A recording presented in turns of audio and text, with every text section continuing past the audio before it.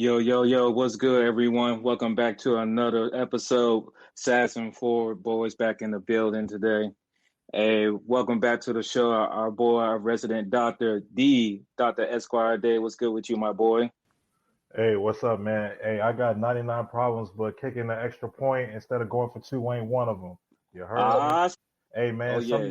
some of you coaches be getting scammed by analytics. It ain't supposed to happen that way, but we can talk about Ooh. that later. I like how we get. Yeah, yeah, that's how we start. This how we start. Yeah. Of course, we got my resident Spartan as well, my boy C Note Corey. What's good with you, man?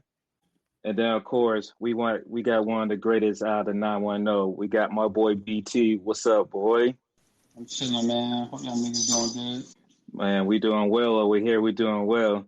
And of course, it's your boy Dre from PG. But things are looking kind of hectic out here. So, I'm gonna go a little south, go south towards the border today, man. Cause let's talk about it, y'all. Let's fucking talk about it. Hey Dre, it's funny that you did that because my threes just shipped too. Like literally, just got the email saying that they shipped. Exactly. But you know what then ship? No, you know what then ship? What then ship, my boy? Notre Dame's on bowl expectations. boy, that AD hot right now, ain't he? He big mad, man. He upset. He heated. I don't know why. I don't know why you're that upset, but it is what it is, man. You ain't gonna be the first. You ain't the first, and you won't gonna be the last. Man, all I gotta say is fuck them. Fuck Notre Dame. Fuck them students. Fuck them coaches. Fuck Lou Holt's raspy bum ass voice. Fuck all that shit over there in South Bend, man. It's all about the youth today, man. Finally, my boys got that ticket at the end of the college football playoffs. Man, when I saw that joint live, I was ecstatic. I was like, finally, the committee gets it right. Because there was no way you was going to try to sell me Notre Dame being better than Miami, especially when we beat them boys head to head. Like, come on, pause, by the way. But come on, dog. Like, we ain't about to do this joint out here, dog. Because the fear that I had if they allowed Notre Dame to get in once again was that all these years we had these key matchups before a conference play, they all would have went away. They all would have went away. Because ain't no way y'all not going to say when you beat a common opponent and then you was going to lead them out of the playoffs when y'all have similar records and you beat the same teams better than them. So they got me messed up. Miami ain't had nobody scored 30 points on them all season. Defense legit, and we've been missing like two starters for like the back half of the season. Y'all got me all the way messed up. I already knew what time it was. Shout out to Texas Tech for getting BYU out the way. They didn't deserve to be in the playoffs either. Fuck what Robert Griffin III talking about. He just trying to get some clicks out there. He know how he try to be scamming folks out here. We already know the deal, man. And then what was it? Greg McElroy, that Bama ass motherfucker talking about if Notre Dame Miami would have played today, shut your ass up. If Notre Dame would have handled business, maybe they would have been in the playoffs. But guess what? They didn't. So get the fuck out of my face with that. Like, come on. So you just assuming that Notre Dame was the only team that got better throughout the season? That's what you trying to tell me? When we end the season being a top 25 team on the road, handily? Okay, I'm just trying to figure it out, y'all. Like, what? I'm trying to figure how many excuses are they gonna have? Cause we on like day 3 on this shit now. This shit was going from Sunday. It's still carrying on into Tuesday. So how many excuses they got left for Notre Dame, y'all? Because it's just all jokes to me at this point. Oh, man. And further on this episode, refer to Notre Dame fans and their student body as fuck niggas. Because that's all they are. They crying. They acting like that dude that got curved, and all they do is saying one-sided conversations in the text messages. Because that's what's going on. Nobody's hearing what this AD from Notre Dame talking about. Put yourself in a conference, and maybe you want to be putting yourself in a situation. It was all good when y'all was being on the lower tier ACC teams that y'all was hot shit. Yeah. Now you're mad at the ACC. Yeah. That's how I feel. This is better than when we beat them fuck niggas by 40 like a few years ago. Just basking in this all. It just feels so beautiful down south, man. Palm beaches, and football. Gotta love it, dog. Gotta love it. This is my what I'll say about it, because I mean, like, I think, yeah, like Notre Dame is Fuck delusional in a niggas. way, but in the same time, the committee was on bullshit too, because I think if it, like, you shouldn't have even gave them like any sense that if like head to head was already gonna be like what's gonna come down to, then just go ahead and put Miami ahead of Notre Dame. Just go ahead and do that, right? Like when Miami beat Virginia Tech or when Miami beat Pitt, you should just went ahead and did it, because like But Notre Dad, Dame. did you hear the reasoning before that though? Nah. What was the reason? They was like, yeah, we just felt like BYU was a better team than Miami. So we was gonna wait to see how they look in their conference championship game. They watched them get waxed by the same team again. So that was the like one of the deciding factor. It was like, okay, since BYU can't come in this joint, now we just gonna have to decide between Notre Dame and Miami. And I guess since Miami beat Notre Dame, you put Miami over there. But why they had to come to that point, Dave? Why they had to? Because Well, BYU was not that good. Well, I mean, if they felt that way, like, okay, BYU was gonna have to earn their right to get in, and that was to win the Big 12 championship. So even if, regardless if they were at 11, if they were ranked at 12 in the top 25 rankings, if they beat Texas Tech, they're in. So it don't even matter, So like, I don't get it, like, and the thing about it is that um I knew like head to head was gonna matter anyway, because that's why Oklahoma was ranked over Alabama. That's why Georgia was ranked over Ole Miss. That's why I mean, and going back to like the season, I didn't get a chance to look at the whole schedule that Notre Dame had, but they play Miami first, all right, and you play Texas A&M. After that, your best opponent is USC, I think. Like USC, I don't think they, or USC and Pitt. Those are only two like opponents. First two losses after losing the first two games. Yeah, okay, you win 10 games straight, but you are always going to need some help to get in. You're going to need, if Alabama beats Oklahoma, maybe Oklahoma is out and you're in. If I don't know, I think so. if you actually ended up beating Texas A&M, you're not in this position. Yep. Like you just have one loss. So like if Oregon, things needed to happen in order for you to get in. So yeah, I mean, but I the only people I really felt bad for like was really like some of the players, because I know that decision didn't come from the team. The decision to not play in a bowl game, I know the decision didn't come from the players. That was like the AD and that's the AD and probably Marcus Freeman. But AD was like, look, we're gonna prove we're not gonna play. We're not gonna play. I'm not gonna put that on Marcus just yet, because I don't think Marcus is the type of dude that would be like, because he's a coach that players respect and everything. I don't think he's gonna hold players like not give them more tape to try to get to their dreams to get into the NFL. But I do believe that 80 would be petty enough to be like, nah, we just not going to play no like Constellation Bowl game, like the first team out bowl game and everything. Like, so I really believe that AD was just on some bullshit, and it was like we just not playing any bowl game. And it's just like, and I would say the same thing. I would say it's weak as hell if, like, okay, Miami and Alabama missed the playoffs last year. If Alabama said, hey, we're not going to play against Michigan in the bowl game, in that bowl game they had on New Year's Day, I would have said that was weak too. I mean, you're depriving a chance for your players to get better. You're depriving a chance for players that maybe want to get some more tape, possibly maybe want to get in the transfer portal, possibly want to just get better for next year, because really, like, that is what the bowl game is for. A bowl game is for one, to celebrate you just being able to get there and have a winning season, and also to prepare for next year.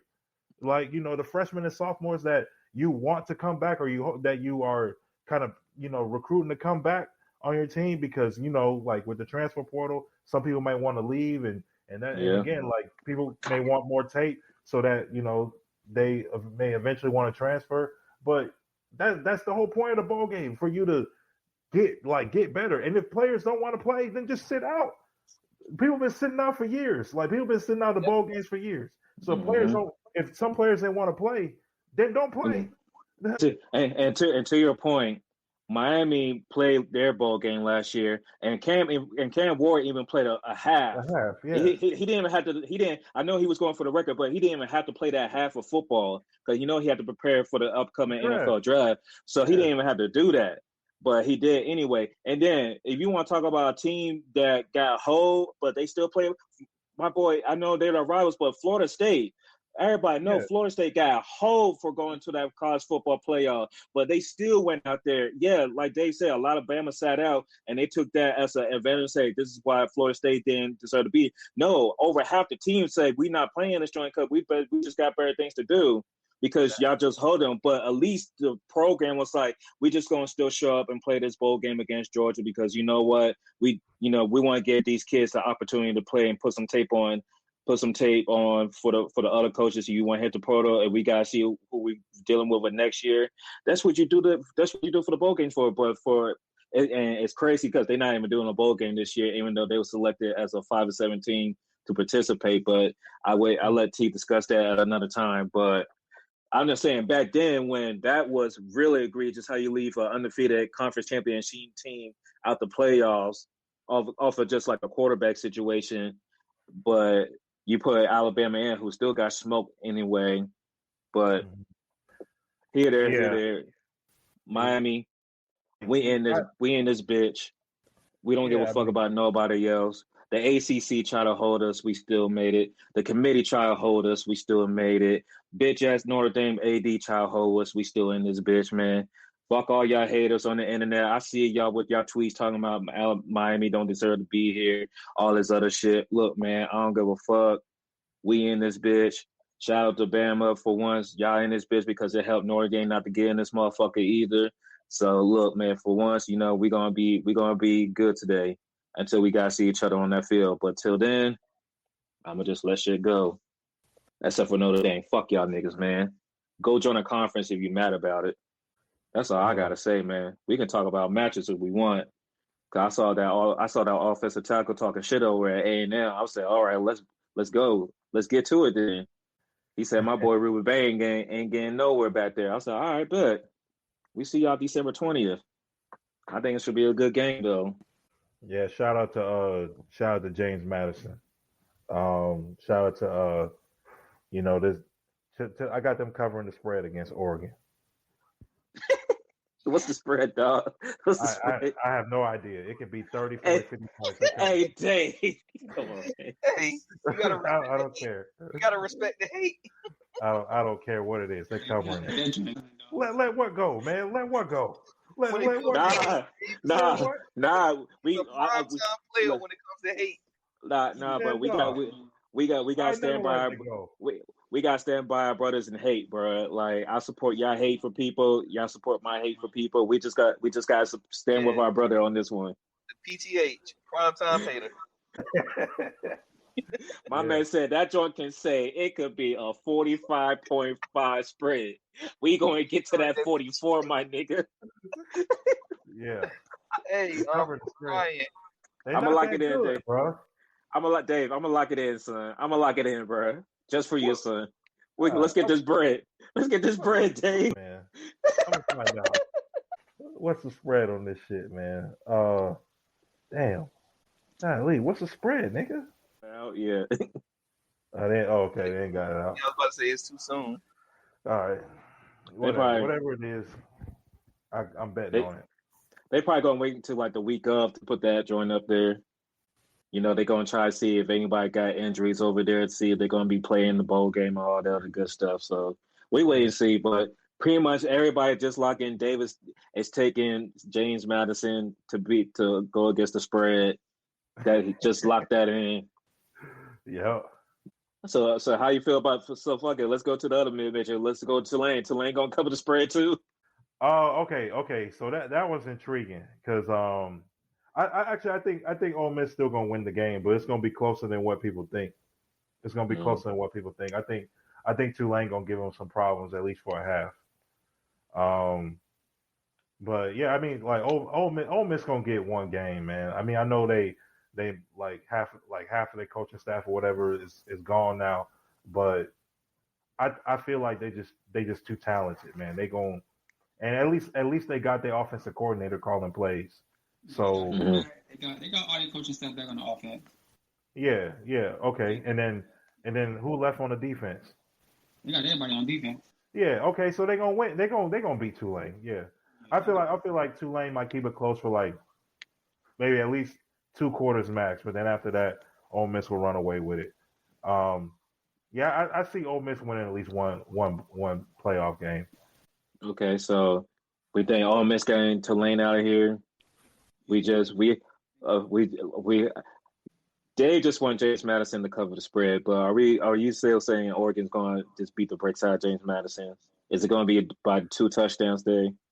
I want James Madison to win that hoe. Come on.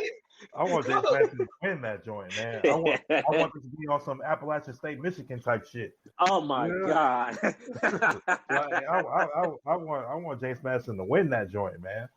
But chaos, realistically, I got maybe Oregon State by 25 points. Okay, and then the next game is what, Alabama Oklahoma, right? Yeah, Alabama at Oklahoma. So it's the rematch. I don't know, man. Alabama been kind of like going the opposite direction since they won those 4 straight games of ranked opponents. They kind of been, because they had that close game against Auburn, they got overwhelmed by Georgia. So this is an Oklahoma team that actually both of them kind of been struggling on the offensive side. Their defenses has been the one that's been kind of carrying them these last 3 weeks going into the college football playoffs. So I guess it's like, which offense is finally going like turn that light switch back on and get clicking first? Do y'all think it's going to be Alabama or it's going to be Oklahoma? Because Oklahoma defense is actually like legit too. It is. If I think it's Oh, BYU won. Damn, that joint was tough. At the buzzer, son. I know. Damn. Hey, y'all know we be watching games during BYU beat Clemson. Yeah. So y'all know we be watching Mac games while we recording and shit. So we be catching these joints in real time. Or did the Magic beat the Heat? In the playing or in the tournament? Magic, man, fuck Desmond Bain, bitch ass. I'm sorry. Hey, yeah. I told you, Corey. Well, I say this is gonna be 1-on-1. It's gonna be toxic in this joint tonight. I thrive on negativity. Yeah. Nah, okay. Man, I'm gonna go with Alabama to win this one, man. Alabama too. Yeah. Okay. I feel like I feel like they're gonna try to bounce back from losing to Georgia. I think they got a bad taste in their mouth with getting smacked like that. And Oklahoma has a good defense, but they've been struggling on offense, man. And yeah, I feel like this will be this will probably be the closest game. That this will be maybe the one game during the first round that comes down to the last drive. And I think Alabama, maybe wins it either, by a field goal or something. Like I think Alabama will take it. Mm-hmm. So who you got in this Texas A&M Miami game, Dave? I mean, I'm good. I mean, like. I mean, you speak your truth. Just speak your truth. It's okay. It's okay. Speak your truth. Okay. Analyst hat on. All right. No, I got Miami. Because I mean, like Texas A&M has had Texas A&M can put points on the board. Like we saw it, in that comeback against South Carolina. They really, for whatever, I have no idea why they got down by 28 in that game anyway. But turnovers, and it was just one of those weird games in the SEC. But South Carolina just went stupid cold in the second half. They couldn't get no type of offense in the second half. And that's the thing. Like I don't know like how Texas A&M is going to hold up throughout the game. I mean, because they did turn the ball over quite a bit against Texas. Mhm. I know they're going to be looking to bounce back too. It's going to be a really interesting matchup. And the game is at noon. Is That's it on not? Yeah, Saturday. yeah, Okay. yeah. Um, That's my only concern because so technically that would be like 11 o'clock game, mhm. and we putting us back in the state of Texas where we lost to SMU yet. So I always say, like you got even if you hate them, you gotta respect a Texas team because Texas team they got the prideful football players from the state of Texas among all the other like recruits that they have coming in. So we gotta respect like Casey because he's been like one of their best players. But I just feel like if Miami, as they always done, is control the trenches on both sides of the ball. O line does their thing to keep the run game going. Defense is getting there in the backfield, creating pressure. Then all it comes down is the reason why I think we lost those 2 games to Louisville and SMU is really because Carson Beck decided to have bad games. Yeah, yeah. And So that's the thing. That's the thing. Like it's going to come so down to which quarterback plays better, Marcel so Reed or Carson Beck. mhm.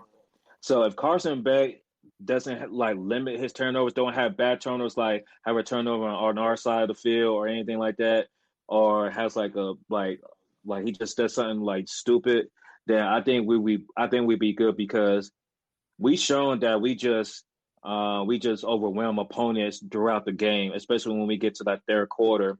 Like our offensive line just turning the bullies, and they can't do nothing about it. If we can't do that with Texas A&M, and I know they got like respectable players that's going to the draft on both sides of the ball as well. But if we can just be dominant in the trenches like we have been all season, I give us a chance not only against Texas A&M but anybody that's in this college football playoffs because at sometimes that's where the game is won. It's just having a dominant line on both sides, and we got some good DBs on defense too. So I really feel like if we just limit the explosive plays like we've been doing better at throughout the season, I think we got a chance to for the upset on the road in Texas. And I feel like y'all defense is better than theirs. Like y'all defense against their offense and their offense being I won't say turnover prone, but lately they've just shown, at least in the past month, they've shown that Mm-hmm. they can be inconsistent on offense. They can put up a lot of points. I mean, we know A&M can put up a lot of points, but um, and I'm also going with Miami because Carson Beck missed the playoffs last year because he was hurt. So I know he's gonna be wanting to like redeem himself and play like mistake free and everything. So yeah, this actually may be a close game too. So I'm gonna go with Miami on this one. I'm gonna go with Miami by like 9 points. Hey, BTs, you've been following the SEC more than anybody else. Who's like a player that nobody's really talking about at Texas A&M that you might think that make an impact? That nobody's talking about. They got another receiver over there. I forget his name, but You talking about Concepcion? Nah. No, isn't it? They know about him. They know about him. Yeah, you know about KC. It's another receiver they got. That's the second one. I forgot his name. But if y'all corners is not playing up on him, he can beat y'all. Because he has 2 catches against LSU. For what I'm understanding, we're supposed to be getting our DB number 1 back for this game and one of our leading linemen because he's been out for like a couple of games as well. So I think we're getting our full healthy defense from like the start of the season for this playoff game. So I don't think it's going to be like a blowout because I've been seeing some like crazy scores. When it's playoff time, I just want the dub. But Mhm. I really think I really can. Like they say, I really can't see us winning by like a touchdown or more against Texas A&M. I think it's just going to be tougher because we got to do this on the road in Texas at 11 a.m. So the players like this I'm really going to look at coaching to see if he really going to have these boys ready and amped up around that time to play this game in Texas. Especially, you can kind of use a redemption story of what happened last time we was in Texas, and use like that game could have derailed our whole season. Now it's our time to kind of like redeem ourselves and go and start making a run for that championship. Their receiver named Mario Craven. That's the dude. Okay. Him, bro. And then they got to do Terry Bussey. He a receiver slash running back slash kickoff returner. Yeah. In the open field, it could be problems. Yeah, and if y'all contain Reed, man, y'all be all right. This over there, Reed getting around there and start running around. him and that DN they got over there too, because they got he's looking high in the draft boards too. Definitely, they got a first round pick on both, like I said, on both sides of the ball. So I think it's going to be interesting. I think that's probably going to be the best game in the first round, in my opinion. But we'll see. But once we get through the first round, that's when we kind of break down everything else. Because as you know, Indiana, after being on Ohio State in the Big Ten championship, is now the new number 1 seed. And then you follow up with Georgia's number 2 now?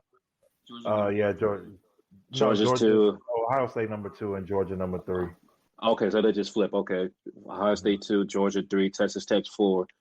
Y'all feeling Texas Tech? You think they for real? Like they got a shot, or who do they have to play? Who would they have to play?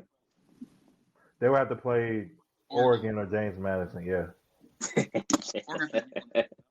I mean, why are we just moving Oregon to the next round? I mean, things can happen. Things can happen. They ain't gonna allow it. They put on the cleats the same way. That Oregon do. Somewhere, bro. Their quarterback went to Grizzly and Greensburg from North Carolina. I hope James Madison win that game, bro. I really do. I'm rooting for James Madison. They got NC ties over there.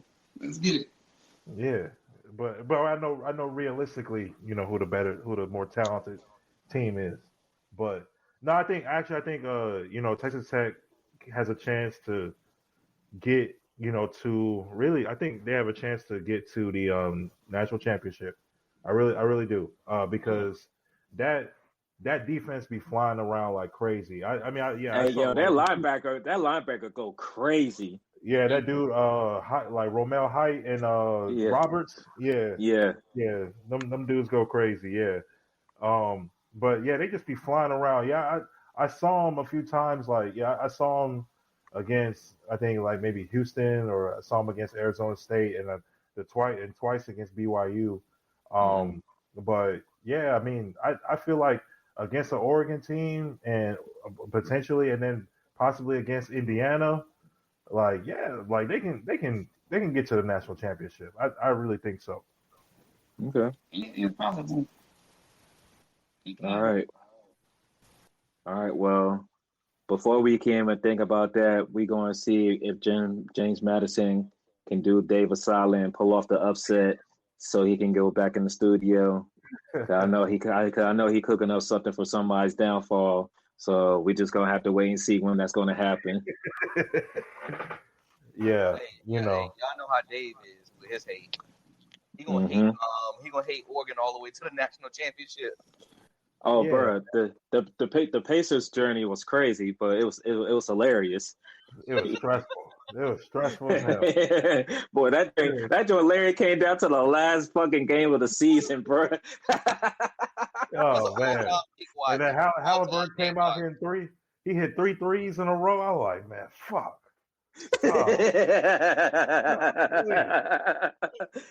Dave was like, I can't believe this. Dave was quiet. I was like, look, man, if you just Hamas, if y'all just leave me alone for this one game, do whatever y'all want after this.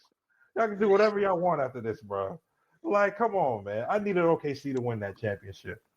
I needed it, man. Oh man, that was good. I think we all, for different genders, I think we all wanted OKC to win. That was a good time. But you see what the reigning Eastern Conference Finals MVP do when he had to lead a team, though. You see what happened. Where they at? They're at the bottom of the East, right? They're at the bottom of the East. How many games they won? 5 out of what? 26? Is that what a reigning Eastern Conference Finals MVP does? Is that what happened? What was they calling them in the playoffs? They was calling them Undertaker. They call him Undertaker. Come on, man. You can't roll your eyes back enough to reverse that record. Come on.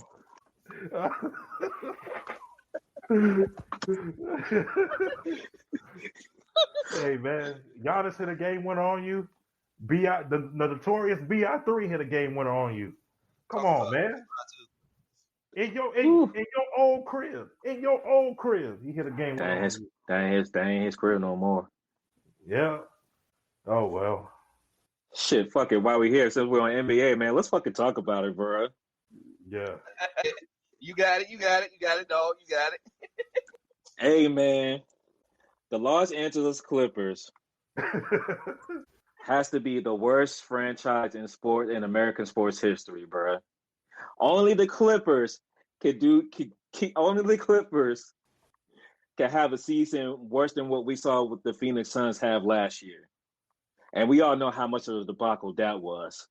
But this shit here, my God, they've been in the headlines for all the wrong reasons since goddamn September. Pablo brought in the bad vibes, Corey. That's what it was. But this man, Chris Paul, he told this man, "Hey, bro, just go home, son. Just go home." In the middle of a road trip. Now I might have my thing about for Chris Paul. Like I don't really rock with him like that as a player, you know. Maybe as a person, you know, he is a good player.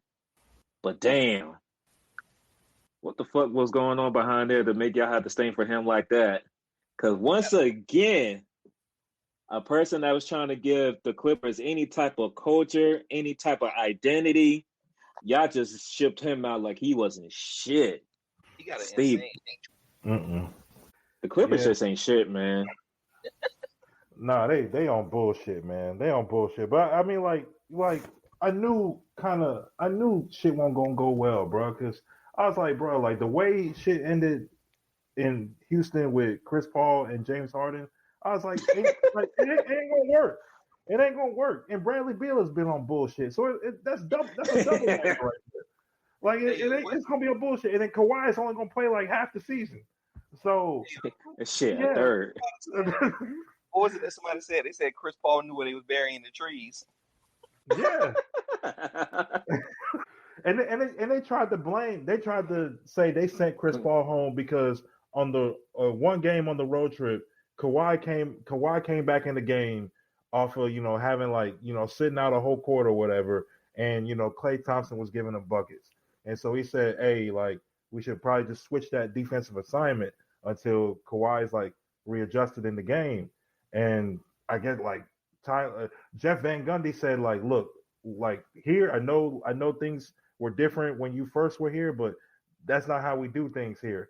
And I'm like, man, that's really why you sent Chris Paul home. That's really why you sent him home, because he had a recommendation on defensive assignment. You know it's more than that.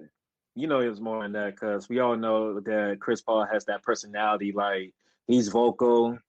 He does have a high basketball IQ, so he's probably going to think he's right 100% of the time, especially, from a point guard point of view. Like, he probably sees the floor very differently than 99% of the league. So he's just saying, like, hey, man, watch that Kawhi. Like, we just need to switch it because you're not guarding it.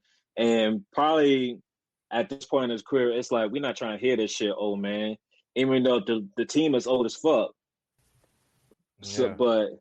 but it like I said, it has to be more to it.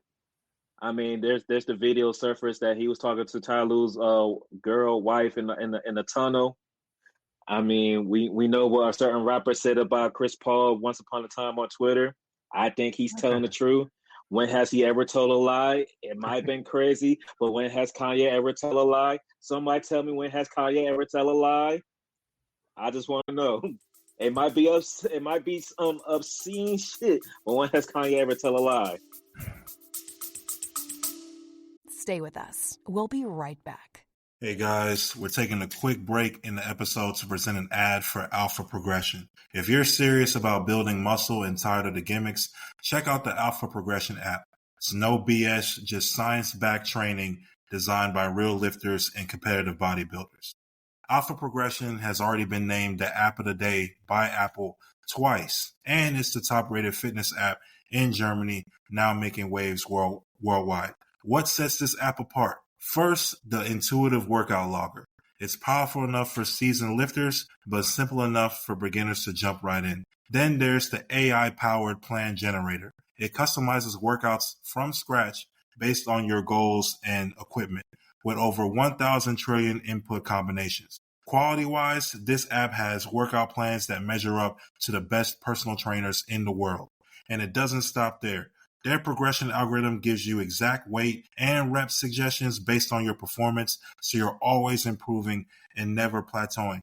And right now, we got a special deal for you guys. For you all as Assassin 4 podcast listeners, get 20% off your first payment using this following link, alphaprogression.com/Savsin4. That's alphaprogression.com/Savsin4. SAVSIN4. Train smarter, grow stronger. Download the Alpha Progression app today. Yeah, I can't disagree with that. I can't point to a lie that he's told. He just want to throw that name out there if he didn't have no truth to back it up. That's all I'm saying. Right. That's all I'm saying. But we have the point with the Clippers that everybody they pretty much brought in the offseason is pretty much almost good. Brook Lopez is out for the season. People forgot all about him. He out the rotation. He ain't hurt. He just out the rotation. Oh, fuck. He just out the rotation. He not hurt. He not hurt. We know Bradley Beal gone. Chris Paul gone. I forgot Colin was on the team. Right. Yeah. Like Norman Powell thriving in Miami. These niggas here. James Harden. Yeah, he's the only bright spot. If you want to watch a Clippers game, he's the only bright spot on League Pass. Oh, okay. Him and Zubac. That's it. Damn. Like when I saw Kawhi in the lineup, I was shocked. Between Kawhi and Embiid, when I turn the game on, I see him in the game. I'm like, oh shit, when these niggas come back? Cause I was just expecting them to be gone until like January for I ain't lying to y'all. I just be so used to them being gone. I be shocked when they there. That's how bad it is. Yeah. Load management. And then on top of that, OKC gives these niggas picks, man. And they be on cruise control, bro. OKC be on cruise control, dog. When's the last time SGA played in the fourth quarter, bro? You don't know what it looked like. You don't know what the fourth quarter is. When was the last time the game was close? Dog, half they starting lineup be out, and they still be getting dubs, bro. Like, yo. Like, bro, and it's not going to stop, bro. Like, because of the picks they got coming, and because of the players that they're still developing, it's not going to stop. It's not going to stop. The run and dominance I'm seeing out of this OKC team reminds me of when KD joined the Warriors that first year, the Heatles when the year after the year they won after that championship, the year when they came out together, I was like, oh, Bron got all that like pressure and weight was off his shoulder. Bron was acting different that year. I was like, damn. And then when the Boston Celtics first got together, like that run when they just came out of the season, you was just like, it just looks totally different. Like they look like they're 2 steps ahead of almost every basketball team in the league. Like it's crazy. No thanks. And then it's like, and we talk about those teams, we talking about teams that they brought in, they created super teams to kind of get that, like to keep that kind of pedigree, to keep that going. This is like mostly like self-built team. Like nobody thought Shea as a superstar when he first got to OKC. He became that. Then they drafted Chet. Then they drafted J-Dub. Then they brought in like all these great vets that kind of fit what they wanted for that team. So this is like an organically created team. And then on top of that, it's like, bro, y'all could still be in the lottery 3 more drafts down the road. Yeah. I mean, like, that's, trade bait now to get, more vets or to, if like Case and Wallace, for example, wants to get paid more and they can't pay him more, then and that's the thing. Fuck trading. They already got some of those players all in the farm already. Look what we've been seeing out of AJ Mitchell since when Jay does been out. He's a bona fide baller, dog. Like, this is crazy. And they still got like Nikola Topic just waiting, chilling overseas, Like, and then they got my boy from Georgetown, Thomas Over. Like, he's going to replace somebody that's going to talk crazy. Like, yeah, I want like a $25 million contract. All right, get the fuck out of my face. Thomas, come in the game. Like, it's just like a revolving door of like, it's like we got our core. So if we're going to take these assets and y'all just going to develop into these people that we need y'all to be to play around them, or y'all going to get traded somewhere for another superstar that's going to take us to like a whole different stratosphere. So all thanks to the goddamn Clippers. All thanks to the goddamn Clippers. Shout out to Sam, trade your star press. And y'all know how I feel. The way that Silver operates, he will find a way to make sure OKC gets one of these top 3 lottery picks that's out of spite because he's tired. I guess he just don't like these teams losing. Look, my team can't help it. We not that damn talented. We young as fuck with 2 H&O niggas. That's all we got, bro. We don't got no all-star on our team, so we could like sneak wins every now and then. What everybody else is doing, I can't speak for them. That's all. That's over there. Turn injuries off of us. That's all I ask. If you can turn the injuries off.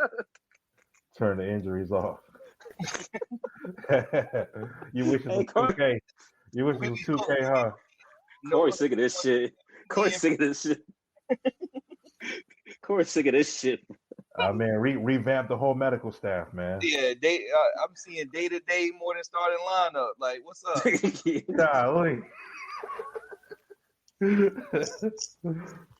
The day-to-day list longer than the grocery list, ain't it? Man, hey, Corey, no lie. I saw a tweet. They was like the Wizards was missing so many players one game. They told people if you have a jersey, come to the arena, dog. Hey, bro, y'all would shot me. Put a shot up. Drake going to the arena in a Wall jersey. They're like, hold on, yeah. Place you gotta go to Rose Bar, bro.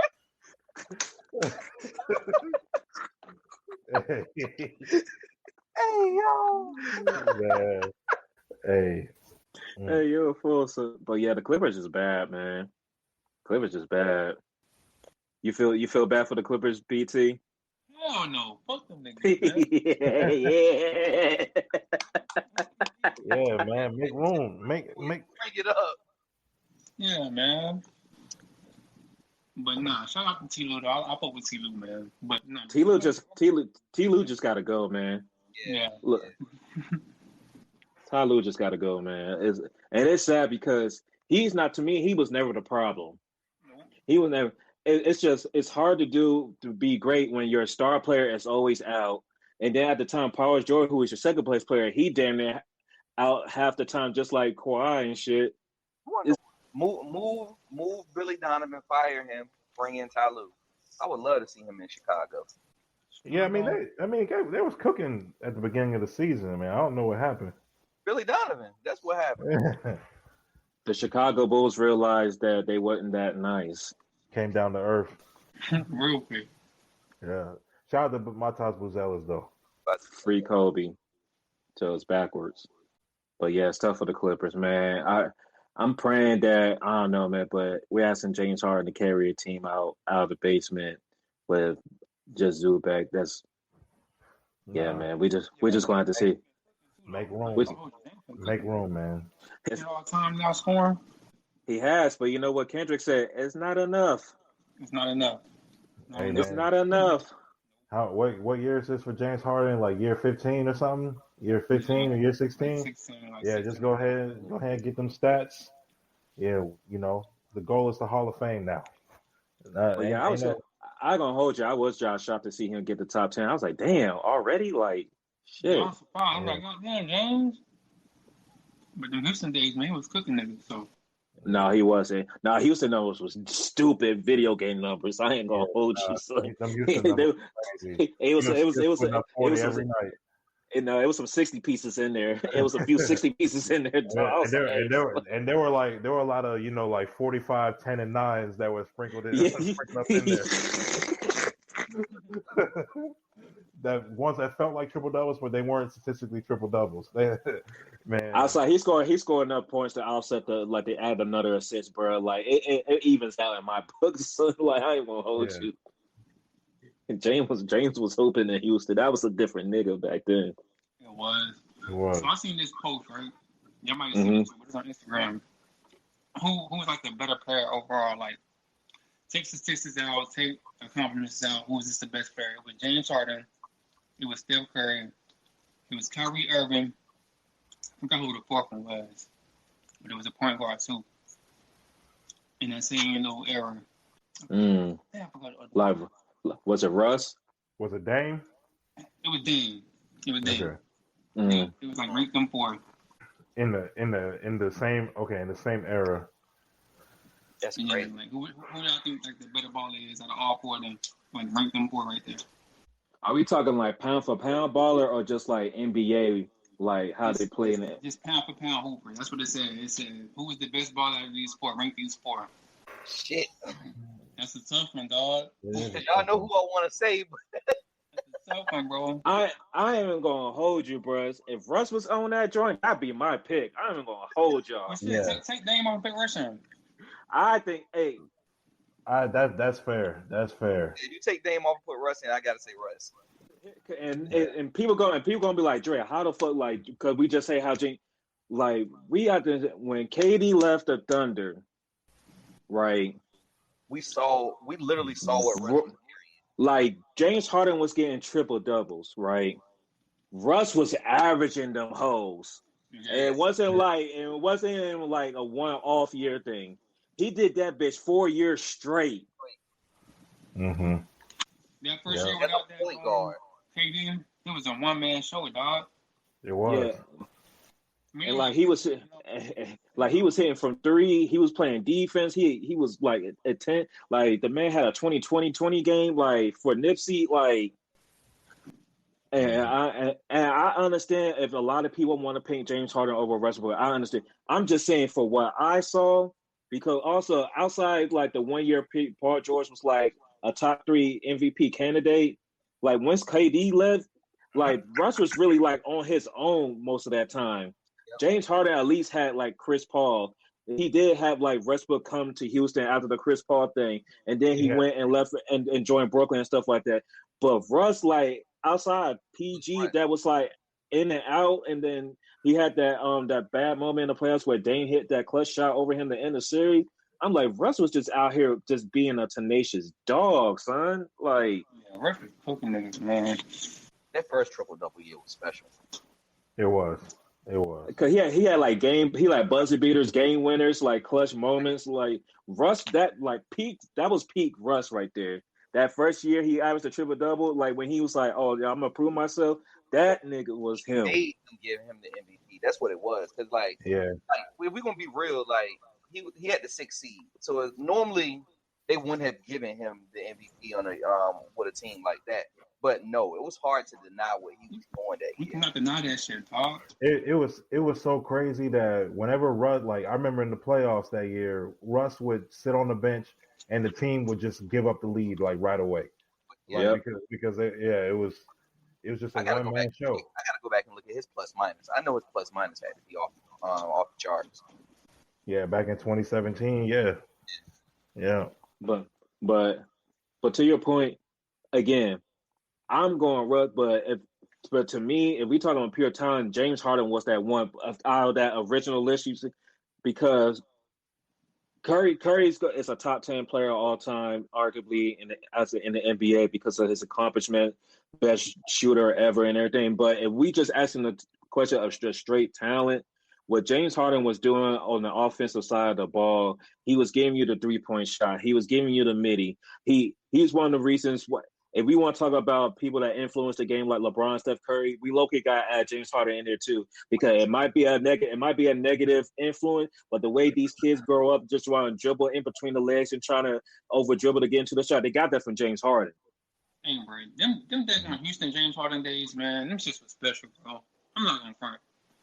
Like, cooking, bro. Like everybody remember when he crossed over Wesley Johnson and shit like that shit. Like it was just like Houston James Harden was just so really disrespectful.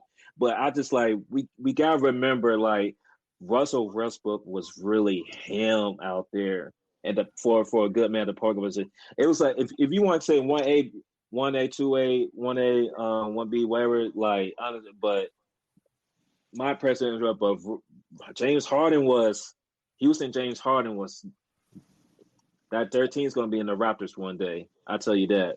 Yeah, it gotta be. It gotta be. It gotta be. He was special, man. Shoot, I was pissed when he went to Houston that first year from OKC, and then the first game he just went stupid crazy. I was like, ain't no fucking way this is happening, dog. Yeah. My boy lost it during that time, but he built it back. He had to learn how to handle this shit. I'm telling y'all, if they made a Sam Presti jersey, I would have that bitch. No lie. But shit, talking about building it back up, man. How does y'all feel that y'all ain't had to do shit this weekend just to get on the be in the front row of the division now, man? Niggas won on the bye weeks, man. We won on the bye week, man. He's done miracles on me. He's done miracles on me. He's done miracles on me. He's done miracles on me. Hey, bro. Hey, chill out, bro. I ain't see that in the library, bro. He's done miracles. Y'all see it? I went to the gym. Niggas used to pick on me, son. And they be like, okay, see y'all niggas. Oh, man. I missed the memo, man. I would have came prepared. Oh, shit. Damn, they didn't send you the email, bro. They sent you the email. I would have put my stuff on. Damn. It's been a long time. I remember. It was times where we was in the chat. Fellas, we was discussing going into free agency. It was times in the chat, man. Like, I tried to hold strong. We had a fat bitch that was there that just... Oh, my fucking God, boy. Oh, my fucking DBO sign. Fuck that sign. Ping pong table. Get that shit out of here. But my Lord and Savior, he kept us strong, fellas. He kept us strong. He brought us back. It is December. This is the first time since 2017 that we've had a winning record in December. And we are leading our division. Hey, man. Shit sound good to me. Hey, man. We playing meaningful games in December, bro. I'm happy for you. Hey, man. I'm happy for y'all, man. They might as well go ahead and flex that first Bucks game to 8-20. No. I'm good on that. You good on that? You good on that? Yeah, let's just keep being low key with we ain't won a primetime game since 2015. I'm good on that. Yeah, but let's keep 2017. That is true. Yeah, that is true. So we playing meaningful game. We playing meaningful football in December, bro. This shit means something, man. Meaningful, man. The only time in the last 8 years I remember playing meaningful football is when we tried to make that run when we fired old dude. Damn, we had Matt Rowe, but we had Steve Wilkes, and we were like one game. If we had beat the Bucks that day, we would got the lead. We probably won the division. Yeah, man. Like that's the last time, and we still got to take care of business, though, man. Still got to take care of business because this team is. We are getting players back. Yeah. And I know we had our agenda on Sunday, but I got one more agenda, and I hate to say that, bro. But Falcons, rise up, pause, man. Pause. Hey. Yeah. But win the game on Sunday, bro. That Thursday night. Quarterback. Thursday night. I'm hoping that he plays opposite. Like they need to tell him that the game on Thursday is at 1 p.m. Kirko Change is gone. He left. He got left and right in Minnesota, man. Kirko Change is not there. That you like that Kirk is gone. He ain't that nigga no more, man. Hey, they need Bijan to run the ball like 50 million times. That might be your best hope because they ain't gonna be from Kirk. I tell you that. They need Bijan. They need to put a Bijan at Wildcat. They need to put him at wide receiver. They need to put him at tight end. They need to move him all around in order for them to move the ball down the field. Because oh Lord. Oh no. Let me talk about their head coach. Their head coach. His name is Raheem. Lord. We know something about him. Oh God. Oh no. Oh no. Why?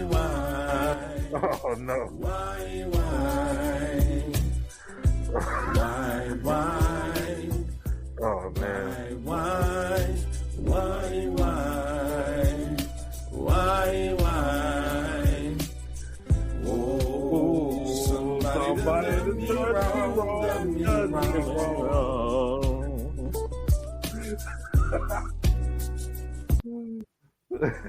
Raheem Morris, I need you to step up.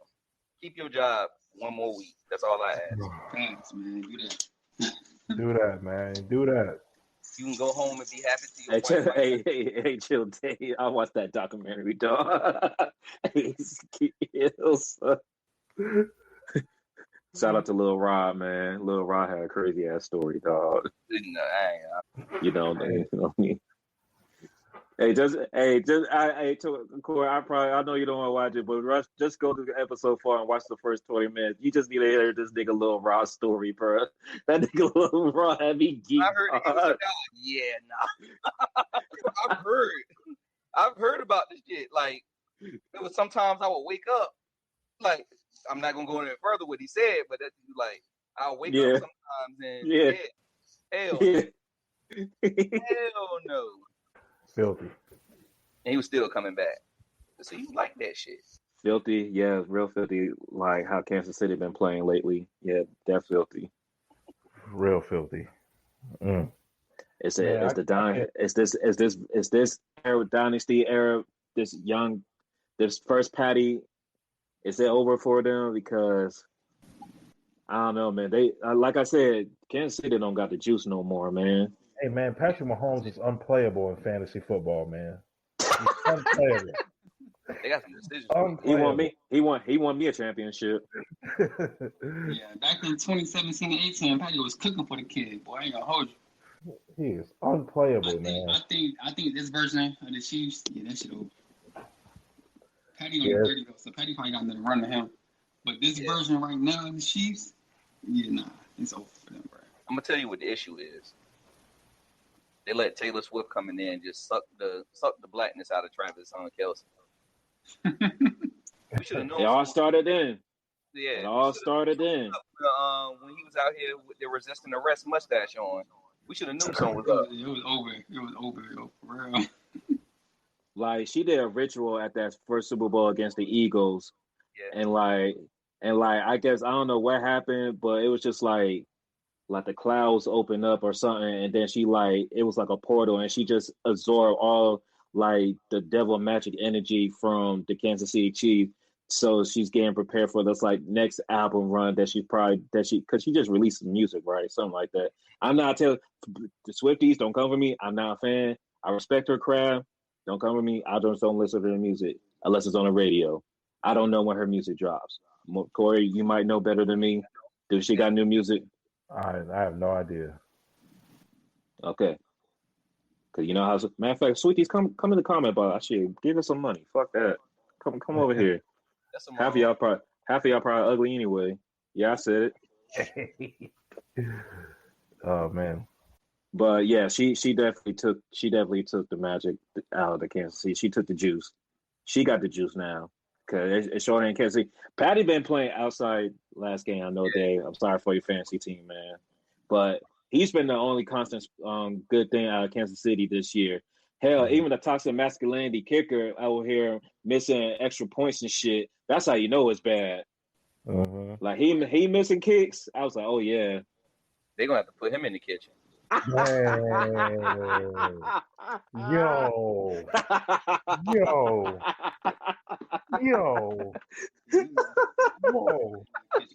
Whoa. Just so y'all know, nobody say from this slander. I don't care how great you were. Everybody can get it. Pause. Everybody can get it. Boy, because this the first time after 9 years they're not going to be able to win the division, right? After 9 years. Mm-hmm. Oh yeah, the Broncos wrapped that up, didn't they? I mean, pretty much. I mean, they still like the Chargers still got a chance, but Broncos what 11-2, ain't they? Yeah. And Chiefs 6-7. Oh yeah, Chiefs ain't winning the division. They only got Chiefs not even better than the Chargers. The Chargers like 9-4. Yeah, that's over with.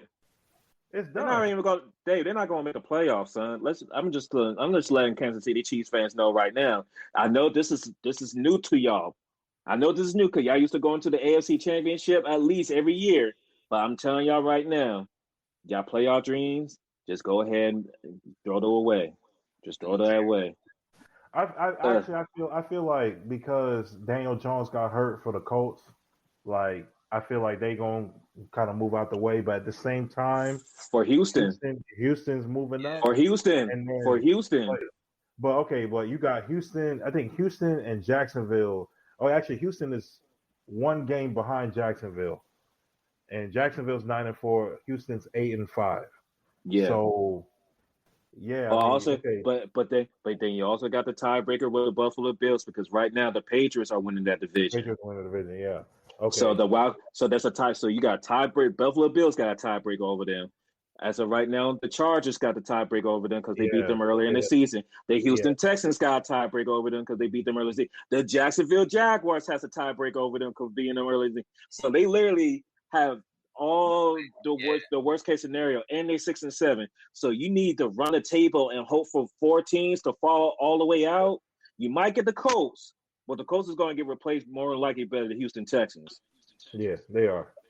They are. And then, either the Steelers or the Ravens going to win the AFC North. But, one of those things could possibly sneak in even before Kansas City, too. So, it's a wrap. The only relevant tiebreaker that Kansas City has is over Baltimore, I think. I think that's it. Yeah. Okay, yeah. Over that, it's bunsies for them. Hell, even the Dolphins are 6-7 right now, which is crazy to think about. So, yeah, like Dolphins took the Panther meme from us. I saw that shit the other day. Well, yesterday. I was like, damn, this wild. But yeah, it's over. And speaking about, our one of my favorite segments. Thank you for proving Cam Newton right. Monday Night Football. Oh boy! Monday Night Football.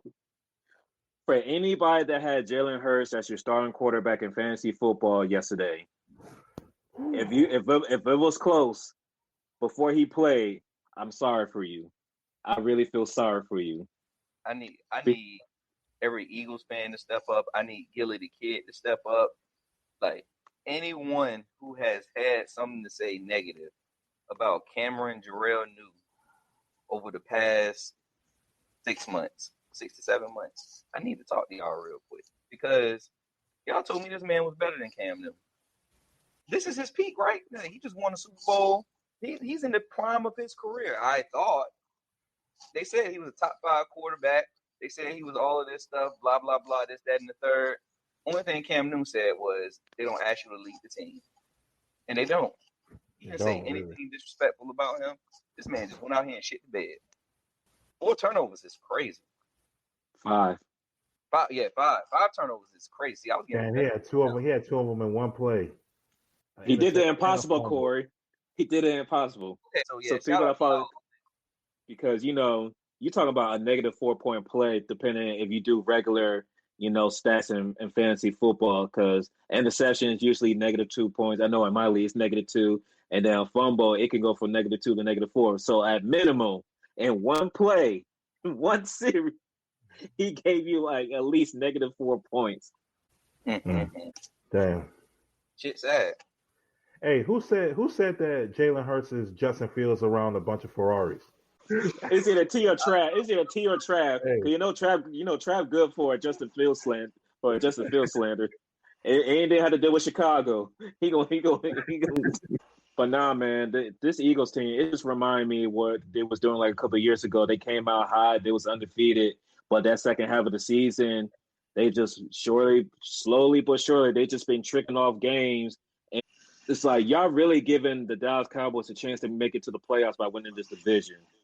And this is ugly. This is really, really, really ugly for me to watch right now because I thought y'all was going to be able to break the curse and be able to win a division back-to-back again for the first time in X amount of years. And y'all being the team to done that the last time, win the division back-to-back. But, man, the way y'all playing right now, I hate to say this, but the Eagles was the type of team, the way they're playing right now, they will find a way to not sweep my Washington Commanders. They will find a way to lose one of them fucking games for no reason and have Dallas catch up. That's how bad they're playing right now. Because I seen him do it before. We beat them with Taylor fucking Heineke. Mm-hmm. So like, I don't put it past Marcus Mariota to go out there and be like, fuck it, man. We ain't got nothing else to play for. A.J. Brown disgruntled as hell. Devontae Smith, he quiet, but he disgruntled as hell. You want to get up out of this, man. I mean, when you got a quarterback that don't throw the ball, okay, I get where I'm going. I just don't think Jalen Hurts is just healthy like that. Something just seems off. Cause he not even running it like he's supposed to. But you know what I think will happen? That goddamn tush push. Yeah. People don't realize how if you keep doing that constantly, how taxing that joint. Look what happened to some of their offensive linemen. They out for X amount of games because that's a lot of pressure you be put on the offensive line and Jalen Hurts to keep putting himself in that position for these short yardage downs and everything. And yeah, it was an automatic because y'all cheat off the line first or whichever the hell you want to call it. But it feels like that play has really took some like time off of Jalen Hurts' peak because he's not running the ball freely like he used to, like he was last year. And that was kind of helping Philly's offense was they just seemed like they had a threat from all angles. The QB can run. You had Saquon Barkley. The QB can throw because wide receivers like A.J. Brown, Devontae Smith are open. You just don't see that this year. It just seems like a basic-ass offense going out there, and they get hot, and then they get real cold at the same time. It's just really boring, man. And they only throw the ball when they desperately need to throw the ball. Like they made some plays against the Chargers. Like I saw like some plays down the field, like with AJ Brown and with Devontae. There was actually one throw that, AJ Brown bullshitted on a couple of them throws. There was one that like I don't know, like AJ went up for it, it hit off his hand, and then it was an interception. Like so, a couple of them picks were like, not Jalen's fault, but man, it's just ugly. And Saquon, I don't know if he's still dealing with the hamstring injury or whatever. He had a big run yesterday, but Dave, I know what it is, son. It's in plain sight. You got to put the disc in before you get to play the game, bro. It's that Madden curse. Try to tell that boy, don't do it. Look at him. And Corey said this last year. He was like, you might as well go ahead and try to break that record because you don't know when you're going to have an opportunity to do something and break history like this again. But guess what they did? I mean, he got the Super Bowl. He sacrificed it. They got the Super Bowl and everything. But now look at him. He looking like he back in New York. Y'all better win that ring because you don't want to end up in the season where you didn't get the ring and you gave up the rushing record. Because I mean that last game, I would have played him for at least one half, bro. I would have played him at least one half. They had like my man needed like 125 yards, 150 yards, like AP did in the last game. I was about to say he needed like 80 or 85. It was something small. Like he literally could have got that in like 2 quarters. The way the Eagles was running the football that year, hell yeah, And I think they was playing with the Giants. It was like a weak ass opponent. Like they're playing the Giants. They weak as fuck. Like you could get that easily. Shit, you could have got another record on the Giants the first time you played them last year. And you was like, nah, man, I'm about to say, like, you could have got that by like maybe beginning of the third quarter. Like you would have never get that. The Giants was, they probably would have got that by the middle of the second quarter. So about the 7-minute mark on second quarter. I could have definitely seen that. Because they was doing some insane type of runs last year. Yeah. I mean their offense now is just boring, man. Like it's just boring, dog. It's not no excitement. I mean, like you're just kind of waiting.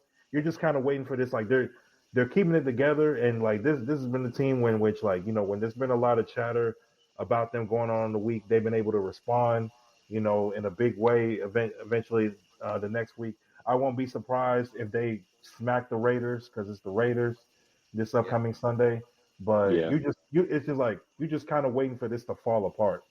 That's literally what this feels like. It's gonna fall apart in the playoffs. Like honestly, I don't think that the Cowboys are gonna catch them. I think that they're gonna make it into the playoffs, and it's probably gonna be their first game, if not their first game, definitely by their second game. They're gonna fall apart. Yeah, because favorably for Eagles. They got 2 games. They got 2 games to get us and the Raiders. If you can't make it and win the division through that, then I just know it's not meant for anybody in this division to win back to back. It's gonna be a bad loss because they're gonna end up playing one of those NFC North teams. It's like they better hope that it's not the Packers, but they're gonna play one of those NFC North teams. but enough of talking about QBs that have been playing bad. Hey Dave, let's talk about a QB that played good this weekend. You know who I'm talking about. Yeah. Yeah. Bust down my AP. Perfect time, man. Yeah. Yeah. Bust down my Fitbit. Perfect time, man. Yeah. Yeah. Hey, man. Hey. I'm gonna go into professor mode real quick. I'm gonna go into. Go ahead, man. This your show. This your show right here. This your show. I might call on some people. Hey, C Note. What was Jay-Z's first studio album? Reasonable Doubt. Okay, Reasonable Doubt. And I think it was that album where we first heard okay, I'm reloaded. Yeah. Okay, I'm reloaded. Yeah, I'm reloaded, man. I'm reloaded. Hey, look, if you want to go back and hear some like my previous singles, go back and watch the QB1 Rant Corner.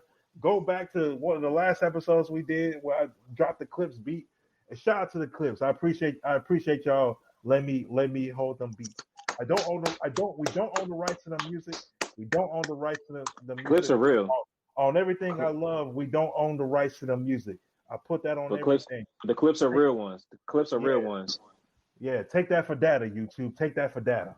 But I like that one wrestler, but I digress. But look, man, 364 yards, 3 touchdowns passing, 4 overall. Yeah, he had a bad pick. He was trying to push the ball down the field. It's okay. He was just panicking. All QBs have them. But hey, newsflash, everybody! It's his third start. It's his third start ever in the NFL. Oh, what a surprise! A rookie makes a mistake. What a surprise! But look, man, he balled out. He honestly, man, he outplayed Cam Ward. But I wasn't expecting the Browns to let Tony Pollard run wild. Got that dub though when it mattered. Yeah. Thanks to Kevin Stefanski, he got that dub. Man, that's their coach. Can't worry about it. Thanks to Kevin Stefanski. Because look, man, here we go. You're down 31-17. Yeah. Your QB leads you down the field. Yep. And cuts the lead down to 8. Yep. 6 minutes are left on the clock. Yep. Why the hell are you going for 2? Why the hell are you going for 2?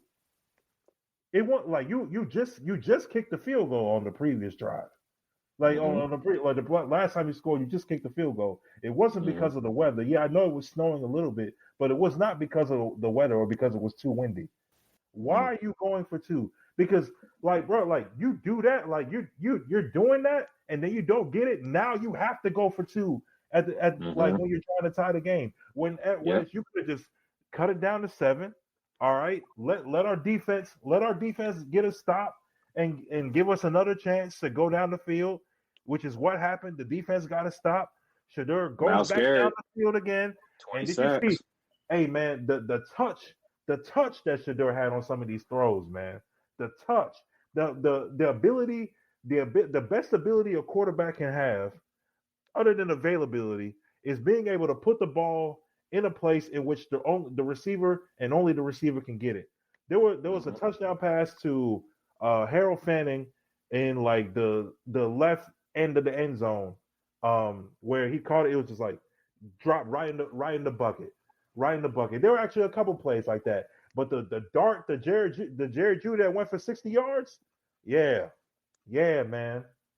Can Dylan Gabriel do that? I don't think so. I don't think so. If he was able to do that, he would have did it by now. Look at this. Does he even have 364 yards in total from? No. Are you serious? Look. Hold up, bro. So far this season, Dylan Gabriel has 939 yards, I believe, passing. And how many games? 5. And how many touch? I think he got like 6 touchdowns, I think, or something like that. But Shedeur Sanders in 3 starts. I'm not counting against the Ravens because y'all weren't ready for him to come in the game. But over the course of the time that Shedeur has been playing, he has 744 yards in 3 full games. Dylan Gabriel has 939 in 6 games. Come on now. Who's the real entertainer and who's the real competitor? Remember that shit that Dylan Gabriel said back in the beginning of the season? Who's really like that? And Kevin Stefanski, I'm coming back to you because, like I said before, we're all in the room, but you're the elephant. Hey, look, Kevin Stefanski, you're that pile of shit that's in the middle of the room that everyone sees, everyone smells, but everyone doesn't want to. Nobody wants to address it. Hey, look, man. Hey, remember that episode of The Office where Kevin spilled that chili or whatever in the holiday party? That's what Kevin Stefanski is. An embarrassment. Dave, you like he's trying to save his job by making Shedeur the star for the rest of the season? Look, it's over. Take the L out of Lover, and it's over, brother. You're out of here after this year. It's either Shedeur or Kevin Stefanski. 2 of them can't stay. Just can't stay. I don't know.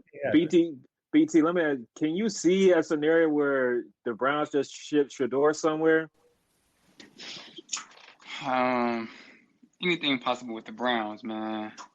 I would hope they wouldn't do it, but because they know it's rumblings. They trying to get Freaky Boy back in there because he coming back next season.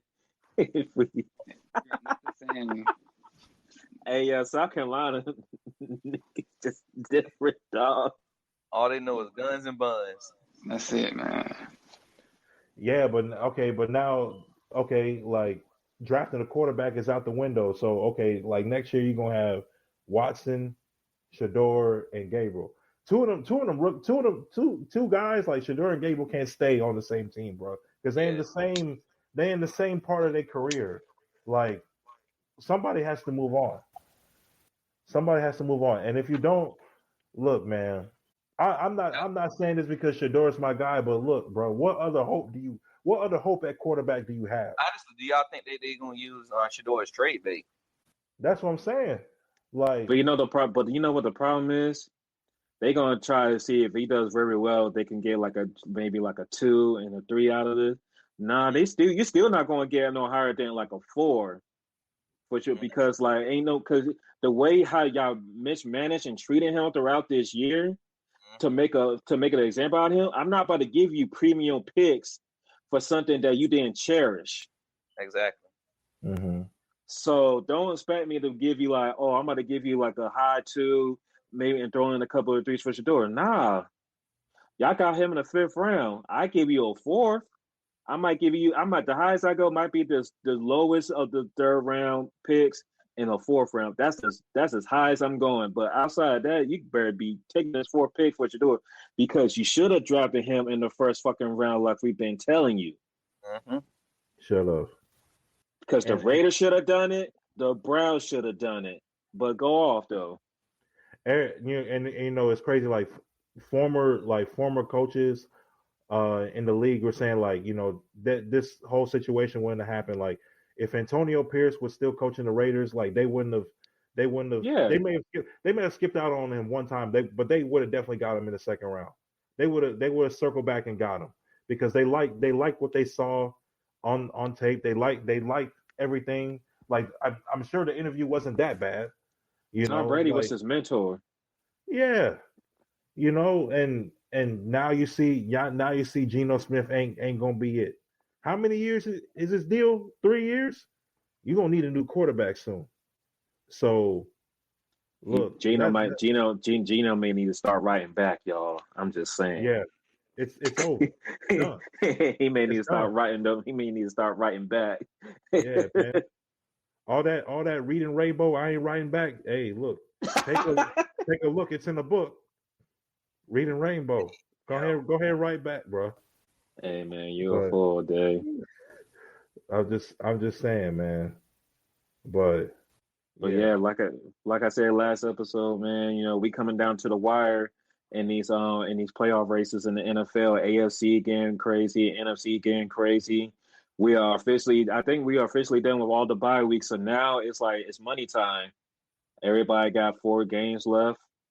We really gonna see who's real, who's not, who's pretending, who's contending.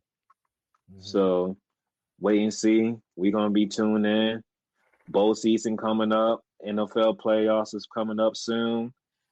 We're in the middle of the the NBA Cup. Mm-hmm. You know, NBA saying we got college basketball. There's still a lot of key out of conference matchups going on right now. We got Dave UConn Huskies playing Florida right now. AJ DeBansa got his career high in college just a few minutes ago against Clemson and the comeback win. So, you know, things are looking good, man. We definitely going to get more into hoop talks later on, especially because we got some Christmas games coming up. My favorite time of year when it comes to sports. So definitely be tuning in for that. But look, man, since we coming up on time, anybody else got anything else to say before we roll out? Hey yo, shout out to the Panthers, man. Y'all making me proud. It's been a long. I respect it, Corey. It's been a long year, man. We started out always. I know, Corey. I was telling people, man, football don't exist in my household. Now look, football exists, man. Christmas gift to me would be us wrapping up the division. Let's wrap up the division. Let's keep it moving. Okay. Yeah, we got them bitch ass niggas, the Saints. Then we got Tampa Bay. And we got Seattle. Yeah. I was trying to think of not the real quarterback name, but what's that redhead kid name that was on The Incredibles? The one that Syndrome. Yeah, we got Syndrome. Yeah. Sam Darnold coming back down to earth. I ain't worried about that. We're gonna handle that. Yeah, I think it's going to be interesting. Both teams are playing like real meaningful football. Like Seattle's trying to, play for playoff positioning, or we're trying to win the division, and y'all trying to win the division. It's going to be because y'all talk about y'all don't want games being flexed. Y'all have a couple of opportunities for games getting flexed between that Seattle game and one of those Tampa Bay games. So I think it's inevitable. This is what I really think is going to happen. Like the NFC South is going to come down to week 18. It's gonna come down to the last game. We're one of us either gonna be up a game or we're gonna be tied. It's one or the other. Mm-hmm. I put it like this: if the NFC North is not finished by that week 18, they would have the 8-20 game. Y'all be at 425 though. Yeah. Y'all be America's game of the week because it's like pretty much for the division. So I can see that happening. But shoot, man, any last words, BT? Man, just keep pounding, bro. You know what I'm saying? I can't wait for the game on Sunday. Gotta get our lick back against these Aints. Then we can talk from there. But one game at a time, man. One game at a time. All right, brother. Well, shit, Dave. Man, what we tell these folks? Hey, man. Hey, everybody out there, we appreciate y'all for watching and listening. Hey, do us a favor and subscribe to the podcast. We can't do this without y'all. Make sure y'all hit that subscribe button, that like button. Make sure you stay up to date with the channel, all the content that we had. We've been in the booth lately with the rant corners. We possibly might have some more coming on the way, depending on how these football games go, how this NBA Cup goes and everything. So make sure you stay tuned for that. Follow us on social media, Instagram, Facebook, X. On any of the podcast streaming platforms. We appreciate everyone for listening to whatever streaming platform you prefer. We on there all the time. Thank you for staying up to date with us. We greatly appreciate it. Shout out to the Miami FC for winning the MLS Cup. for Messi winning MLS Cup. So Go. Yeah, shout out Go. Here. Go. Shout out Miami for getting that dub this past weekend. Hey man, it's all love and it's all. That's why I told you I had to go south for the winter, man. It's all love in Miami right now, baby. Hey, we living it up right now. Messi doing good, Hurricanes doing good. Hell, even people with fantasy players on the Dolphins doing good right now. Hey man, Miami's a hot city, literally right now. Shout out to the boys. And it'll be a hot city next summer during the World Cup. So yes, sir. Yeah. Yes, sir. Yeah. But with that being said, we appreciate everybody for, again, watching and listening. Make sure you run them numbers up. You dig? Appreciate it. Yeah, of course, man. First of all, just so y'all understand, fuck Notre Dame. Y'all see the hat. God bless everyone that hate on me. Fuck them. Fuck them haters. Fuck all the ops. Fuck Dave's ops. Fuck Corey's ops. Fuck BT ops. BT, we're going to try to get Texas A&M out of the way for you, man. But, I'm taking it a week at a time, so you already know. But I need that. I'll go and get some bums up out of here. I got you, bro. Oh, one more thing. What's good, Doc? I wanted to Doc? The last episode I wasn't here. Y'all gave me a shout out. I want to say thank y'all very much for the support y'all gave me when I was defending my dissertation. Of course, man. I really appreciate it. Ain't nothing, dog. For the record, everybody, I passed my dissertation defense. So, I appreciate all the support. So, I'm doctor for real now. But all right, man. We appreciate y'all giving us y'all time. Shout out to my boy C-No, aka Corey. What's going on? Shout out to the officially Dr. Esquire Dave. He's gonna have to change his name on the bottom, man. He gotta put that doctor in front of it, man. He gotta represent. Oh, fuck that shit. I need to on all social media. Yeah, I do. And then of course, shout out to the one of the biggest people out of the 910, my boy BT, man. Shout out to him. This is Dre from PG, by the way of via MIA for the week, man. This is 7-4. We out, baby.